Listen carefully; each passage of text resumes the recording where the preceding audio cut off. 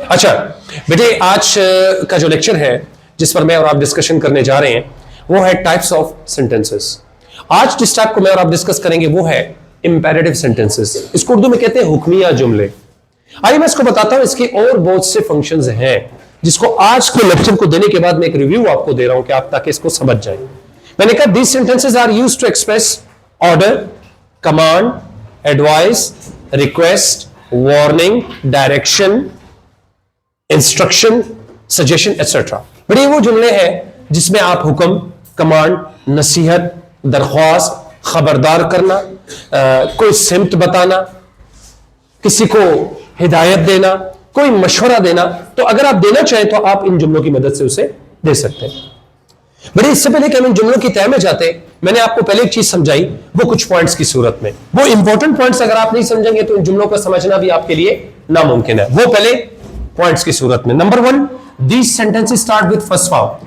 बड़े imperative sentences का जो आगाज होता है वो पहली फॉर्म से होता है, जैसे कि हमने एग्जांपल बनाई, जैसे go out, sit down, like that. फिर दूसरी बात बड़ी इंपॉर्टेंट है, you is mostly the subject.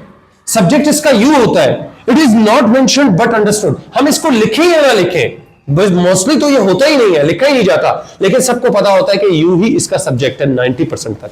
अब सवाल ये पैदा होता है, क्या सर सिर्फ यू को ही सब्जेक्ट बना सकते हैं, कोई और नहीं लग सकता? तो उसका जवाब ये है बेटा कि we can also use other subjects instead of you. हम यू की जगह और भी नामों का इस्तेमाल कर सकते हैं, अली, अहमद, किसी भी फीमेल स्टूडेंट या कोई भी हो। वो ये जाहिर करने के लिए कि हम फर्क जाहिर करना चाहें तो हम दूसरे नामों का इस्तेमाल भी कर सकते हैं। अगला पॉइंट बेटे जो मैंने आपके सामने रखा वो ये है कि only simple and negative sentences are possible in imperative sentences.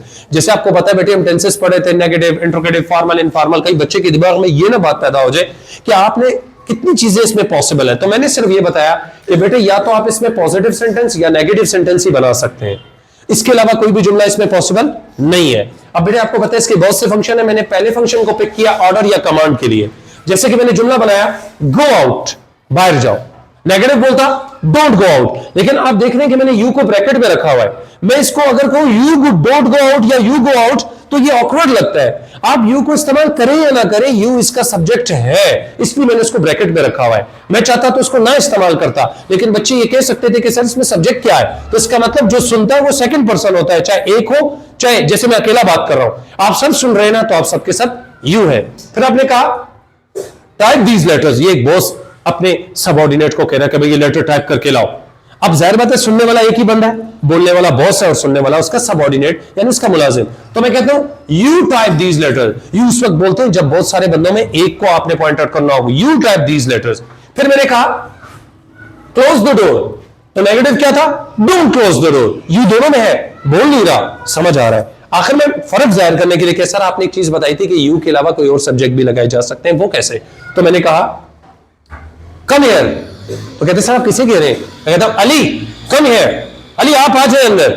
और अगर मैं कहता negative Ali don't come here, सिर्फ अगर मैं अली से मुखातिब हूं और 50 स्टूडेंट से मुखातिब नहीं हूं तो फर्क जाहिर करने के लिए यू की जगह हम दूसरे नामों का इस्तेमाल भी कर सकते हैं। तो ये थी वो पहली डायमेंशन बेटा जिसको हमने डिस्कस किया ऑर्डर और कमांड के लिए। जब हम अगले लेक्चर या वीडियो की तरफ आएंगे तो हम इसमें एडवाइस और बाकी चीजों को भी लेकर चलेंगे, और ये आपके लिए बहुत important sentences, specially 8th class के पेपर हो या आगे कोई ग्रामर के हिसाब से कोई अगर पेपर हो, तो जब तक सेंटेंसेस ना आए आप आके टेस्ट को सही तरीके से अटेम्प्ट नहीं कर सकते। थैंक यू वेरी मच, इंशाल्लाह नेक्स्ट में